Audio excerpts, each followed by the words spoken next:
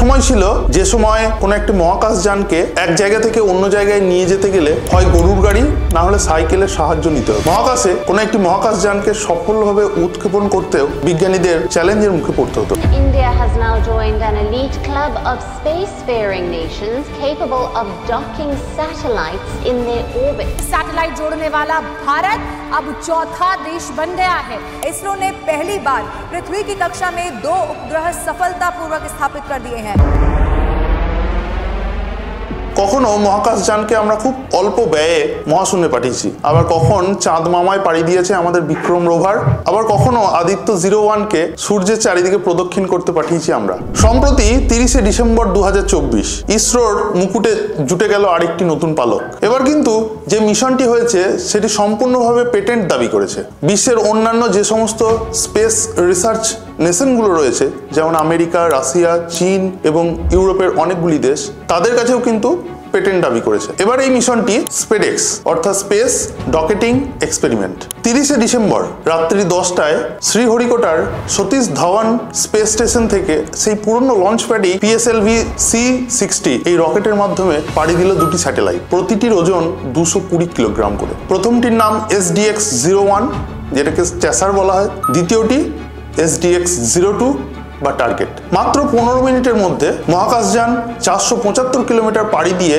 একটি বৃত্তাকার কক্ষপথে স্থাপন করে স্যাটেলাইট দুটোকে। প্রথমে থাকে টার্গেট, তার পিছনে অবতরণ করে চ্যাসার। মিশনটি ছিল টার্গেটের পিছনে চ্যাসার খুব ধীর গতিতে এগিয়ে যাবে টার্গেটের দিকে এবং ধীরে ধীরে টার্গেটের সঙ্গে মিলিত হবে। ইসরো চেয়ারম্যানের বক্তব্য অনুসারে আগামী 7ই জানুয়ারি চ্যাসার টার্গেটের সঙ্গে ডকেটিং হবে। এবার জেনে নেওয়া যাক এই মিশনের উদ্দেশ্য কি। প্রথমেই বলে রাখি, এইরকম মিশন আমেরিকা, চীন, রাশিয়া এবং ইউরোপের যে স্পেস রিসার্চ অর্গানাইজেশনগুলো আছে তারা অলরেডি ঘটিয়েছে। ভারতের এই মিশনটি ছিল একটি পেটেন্ট মিশন। তার কারণ হচ্ছে ভারত খুব অল্প ব্যয়ে এবং খুব অল্প সময়ের মধ্যে এইরকম স্যাটেলাইটগুলোকে খুব সফলভাবে কক্ষপথে স্থাপন করতে পেরেছে। স্পেসের মধ্যে একটি করে স্পেস স্টেশন রয়েছে, কিন্তু ভারতে সেটি নেই। আসলে স্পেস স্টেশন হচ্ছে একটি বড় বাড়ির মতো। পৃথিবী থেকে একটি বড় বাড়িকে যদি কক্ষপথে মহাশূন্যের মধ্যে আমরা স্থাপন করতে চাই তাহলে সেটি কিন্তু খুবই দুরূহ ব্যাপার হয়। কিন্তু যদি আমরা ওই বাড়ির বিভিন্ন অংশগুলোকে কেটে কেটে কেটে কেটে যদি সেখানে নিয়ে যাই এবং সেখানে গিয়ে যদি অ্যাসেম্বল করি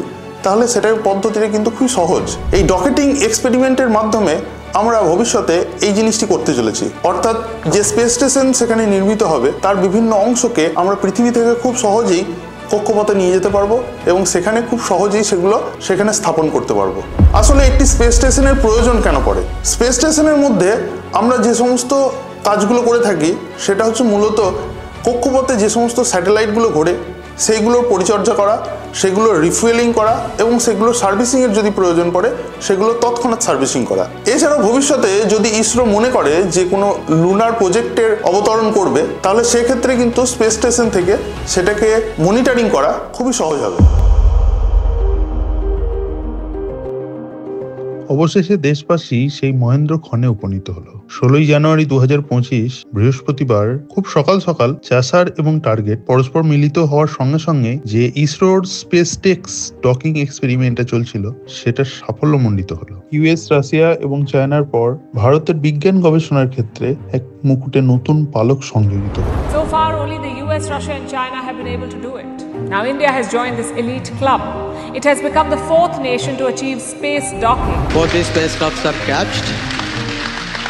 So the capture event is nominal. ইসরোর এমন সাফল্যে আমি ভারতবাসী হিসেবে গর্বিত। আপনারাও জানান আপনাদের মতামত আমার নিচের কমেন্ট বক্সে।